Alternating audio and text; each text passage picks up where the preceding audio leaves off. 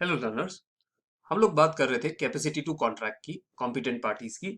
इसमें हम लोगों ने already rules regarding minor contract हम लोगों ने देख लिए। कॉन्ट्रैक्ट विद माइनर्स के क्या रूल्स है वो हमने देख लिए। अगर आपने नहीं देखे हैं तो प्लीज इससे पहले वाले वीडियो पे क्लिक कीजिए। In this video we will be talking about contracts by persons of unsound mind के if a person is of unsound mind उसके साथ कॉन्ट्रैक्ट्स किस तरह से हो सकते हैं। उसमें there are two sub classification. First is contracts by lunatics. So lunatic क्या होता है? सिंपल भाषा में बोले तो पागल, इंसेन या फिर जिसका दिमाग ठीक नहीं है उसको लूनेटिक कहा जाता है। सेक्शन 12 के अंदर इस चीज की डेफिनेशन दी गई है। Section 12 of Indian contract Act 1872 says that a person is said to be of sound mind. मतलब इसमें ये नहीं बताया गया है कि पर्सन अनसाउंड माइंड का क्या है, ये बताया कि साउंड माइंड का कैसा है।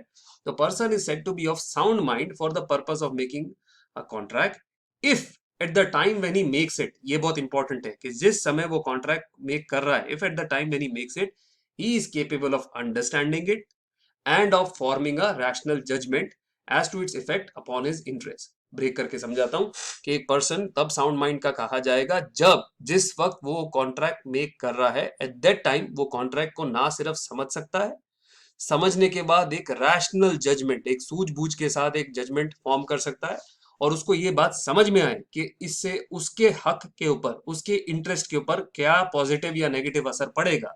ये सब समझने के बाद अगर वो कॉन्ट्रैक्ट साइन कर रहा है, दैट मीन्स ही और she is of a sound mind.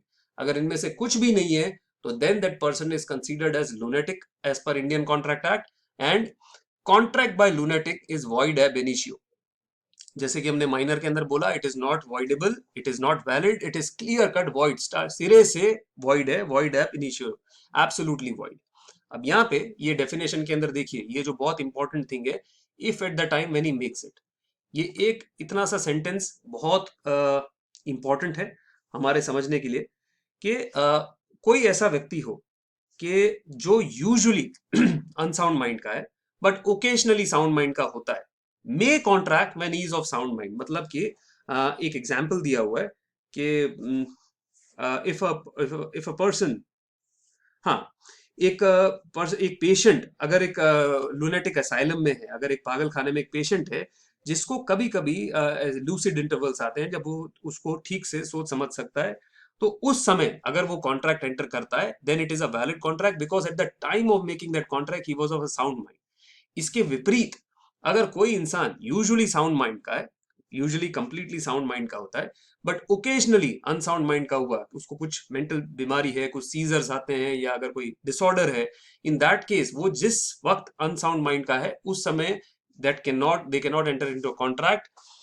Court में आप ये बात प्रूव भी नहीं कर सकते कि जज साहब देखिए ये तो आपके सामने खड़ा है, ये नॉर्मली तो एकदम ठीक ठाक है, अभी सोच समझ सकता है, आप उस समय ये नाटक कर रहा है। तो अगर वो प्रूव कर देता है कि सेन मैन, उस समय जब मैंने कॉन्ट्रैक्ट एंटर किया थोड़ी देर के लिए मेरा दिमाग खराब हो गया था, I was occasionally of unsound mind and that's the reason I could not understand the contract.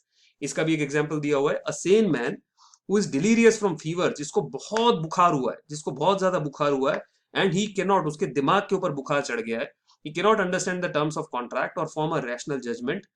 So this contract cannot be entered because he was feeling delirious. delirious मतलब एकदम उसको सर पे बुखार चढ़ गया था। इसी से जो जुड़ता हुआ जो नेक्स्ट है that is contract by drunkards.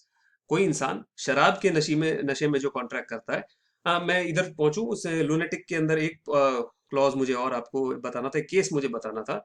Inder Singh versus परमेश्वर सिंह का केस है, 1957 का केस है। इस केस में एक पर्सन जो दिमाग से ये लॉ के अंदर ये वर्ड लिखा हुआ है, even though I am not happy with the usages, where a person who was an idiot and incapable of understanding the transaction. मतलब कोई दिमाग से ठीक नहीं था, मेंटली साउंड नहीं था and he couldn't understand the transaction, उसको समझ ही नहीं आ रहा था कि पैसे क्या होते हैं, प्रॉपर्टी क्या होते हैं। ऐसा व्यक्ति अपनी प्रॉपर्टी जिसकी कीमत, जिसकी बाजार कीमत 25,000 रुपए थी और वो किसी को 7,000 रुपए में बेचने को तैयार हो जाता है, तो कोर्ट ने ये बोला कि भाई ये कॉन्ट्रैक्ट वैलिड नहीं है बिकॉज उसको सूझबूझ ही नहीं है। हो सकता है उसके घर वालों ने या उसके दोस्तों ने जाकर ऑब्जेक्शन लिया हो कि मिलॉर्ड 25,000 की प्रॉपर्टी कौन 7,000 रुपए में बेचता है, इसका दिमाग खराब हो गया है। In that case court can say that this contract is not valid because he was not a sound mind.